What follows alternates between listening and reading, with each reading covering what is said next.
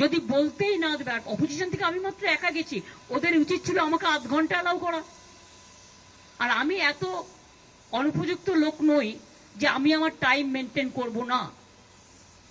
বক্তৃতার প্রথমে শুরুতে রাজনাথজি বলেছিলেন 5 to 7 মিনিটস, তা তুমি আমাকে 7 মিনিটসও করতে দিলে না। 7 মিনিটস করতে দিলেও আমি বাদ বাকিটা বলে দিতাম। তুমি তোমার বেলায় 20 মিনিট,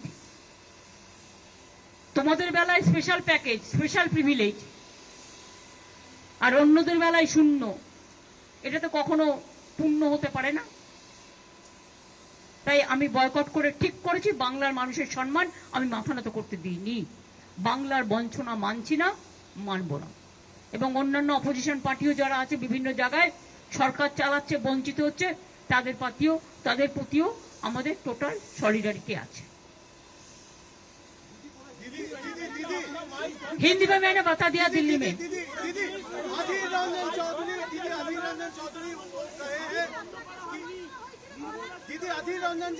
अरे भाई माছ দিয়ে কি শাক দিয়ে কি মাছ ঢাকা যায়? তুমি যদি বারবার বেল টিপছো মানে কি? আমায় স্টপ করতে বলছো তো মানে কি? হয়তো স্টপ করার সিস্টেম মানে ওইটাই। আমি বলছি আর তুমি বারবার কারো বেলা তো বেল টেপোনি, বারবার তুমি বেল টেপে বলছো স্টপ ইট। তো স্টপ ইট মানেটা কি? Can you tell me? আমি এত সিনিয়র পলিটিশিয়ান, এতবার ইলেক্টেড মেম্বার, অপোজিশনের মধ্যে একমাত্র গেছি ভয়েস রেকর্ড করতে। তোমাদের কোথায় ক্রেডিট দেওয়া উচিত ছিল? তুমি আমাকে বারবার যদি আমার বক্তব্য তুমি যদি বেল পাঠাও, বেল দিয়ে আমাকে স্টপ করতে বলো, is it not humiliation or ইনসাল্টেশন? আমি 6 মিনিটও করিনি। অপোজিশনের পক্ষ থেকে সারা দেশে মাত্র একজন। তা ডেমোক্রেসিটা গেল কোথায়? ডেমোক্রেটিক রাইটসটা কোথায় গেল? এই মানসিকতা যে দুটো কথা শুনতেও পারে না।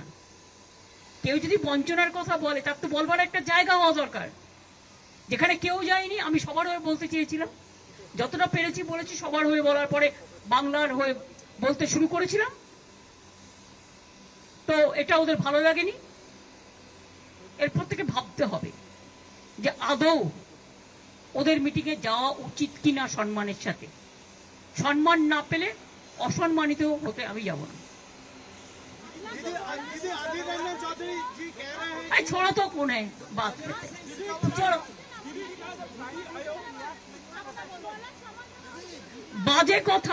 বাজে কথা মিথ্যে কথা এখন শাক দিয়ে মাছ ঢাকার চেষ্টা করছে। নিজেদের ভুলটা যদি তখন বুঝতে পারতো তাহলে আমার সাথে এটা করতো না। Deliberate attempt two malign opposition, এটা হচ্ছে জেনে বুঝে ডেলিবারেট অ্যাটেম্প্ট টু ম্যালাইন।